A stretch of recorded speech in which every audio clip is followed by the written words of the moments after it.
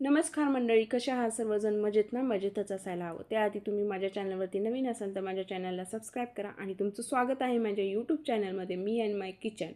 तर चला आता आपण लग्नाच्या पंक्तीत कसा मसाले भात भेटतो त्या पद्धतीचा मसाले भात बनवणार आहोत.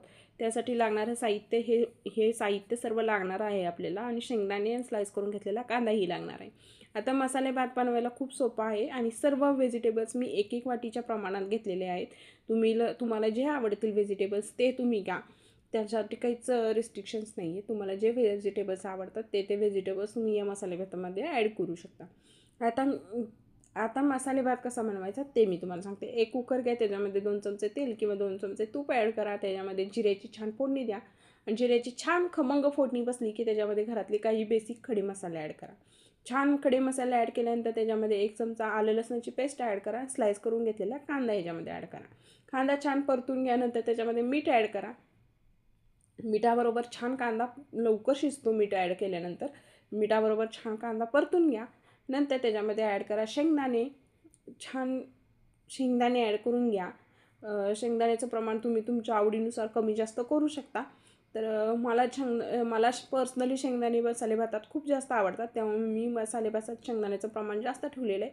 तुम्ही 1 वाटीपेक्षा कमीही टाकू शकता, जास्तही टाकू शकता. शेंगदाणे ॲड केल्यानंतर त्याच्यामध्ये आपल्याला ॲड करायचे टोमॅटो आणि पुदिना आणि कढीपत्ता. हे सर्व जे काही व्हेजिटेबल्स आपण कट करून घेतलेले आहेत ते सर्व व्हेजिटेबल्स ह्या स्टेजला आपल्याला याच्यामध्ये ॲड करायचे आहेत. आणि हे सर्व व्हेजिटेबल्स ॲड केल्यानंतर आपल्याला हे सर्व मसाल्याबरोबर सर्व व्हेजिटेबल्स आपल्याला छान फ्राय करून घ्यायचे आहेत.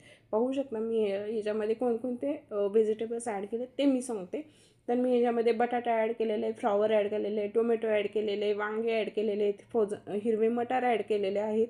तर तुम्ही तुमच्या पद्धतीनं बीन्स, गाजर हे सुद्धा ॲड करू शकता. तुम्हाला तुमच्या आवडीने तुम्ही ह्याच्यामध्ये व्हेजिटेबल्स ॲड करा आणि हे सर्व व्हेजिटेबल्स ॲड केल्यानंतर हे सर्व जिन्नस आपल्याला छान फ्राय करून घ्यायचे.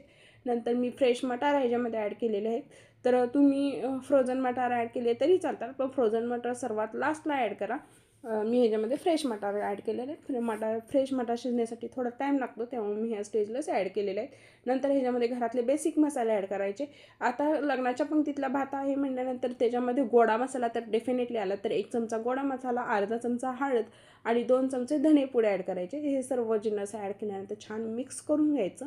नंतर त्याच्यामध्ये आपल्या घरातला कांदा लसूण मसाला किंवा काळा मसाला, जो काही तुम्ही मसाला घरी यूज करता रोजच्या जेवणामध्ये, तो मसाला आपल्याला 1 चमचा ह्याच्यामध्ये ॲड करायचा आहे. त्याने टेस्ट खूप छान येते. तर तुम्ही नक्की ट्राय करा. आणि कांदा लसूण मसाला ॲड केल्यानंतर हे सर्व छान मिक्स करून घ्यायचं. नंतर त्यामध्ये वॉश करून घेतलेले तांदूळ ॲड करायचे. आता मी ह्याच्यामध्ये बिर्याणीचा तांदूळ यूज केलेला आहे. तुम्ही तुमच्याकडे जो काही तांदूळ अवेलेबल असेल तो तुम्ही ॲड करू शकता. तर छान वॉश करून घेतलेला तांदूळ मी ॲड केलेला आहे आणि गरजेनुसार मी ह्याच्यामध्ये पाणीही ॲड करणार आहे. तर तुम्हाला कशा पद्धतीचा भात आवडतो, थोडासा मऊ आवडतो की एकदम सुटसुटीत भात आवडतो, त्या पद्धतीनं तुम्ही त्याच्यामध्ये पाण्याचं प्रमाण कमी जास्त करू शकता. मला एकदम सुटसुटीतवाला भात हवा आहे, कारण मी बिर्याणीचं तांदूळही त्याच्यामध्ये ॲड केलेलं आहे. त्या पद्धतीनं मला एक सुटसुटीत भात हवा आहे, त्यामुळे मी पाण्याचं प्रमाण थोडंसं कमी ठेवणार आहे. तर मी गरजेनुसार पाणी ॲड केलेलं आहे आणि ह्याला कुकरचं झाकण आता आपण लावून घेऊ आणि ह्याच्या 2 शिट्ट्या काढून घ्यायच्या आहेत. 1 शिट्टी काढली एकदम स्लो फ्लेमवर 1 शिट्टी काढली तरी चालते आणि एक मोठ्या आचेवर आणि एक मिडियम आचेवर 2 शिट्ट्या काढल्या तरीही चालतात. तर मी 2 शिट्ट्या काढून घेतलेल्या आहेत. पाहू शकता एकदम सुटसुटीत असा छान भात तयार झालेला आहे. हा भात तुम्ही रायत्याबरोबर खूप छान एन्जॉय करू शकता आणि हा भात खूप छान लागतो. मला पर्सनली रायत्यापेक्षा तुपाबरोबर हा भात खायला खूप आवडतो. मी तूप भात खाणार आहे. तर तुम्हाला हा भात कसा खायला आवडतो तेही मला कमेंट करून सांगा ना. ही रेसिपी तुम्ही एकदा नक्की ट्राय करा आणि कशी बनली होती ते मला कमेंट करून नक्की सांगा. आणि तुम्हाला अजून कोणती रेसिपी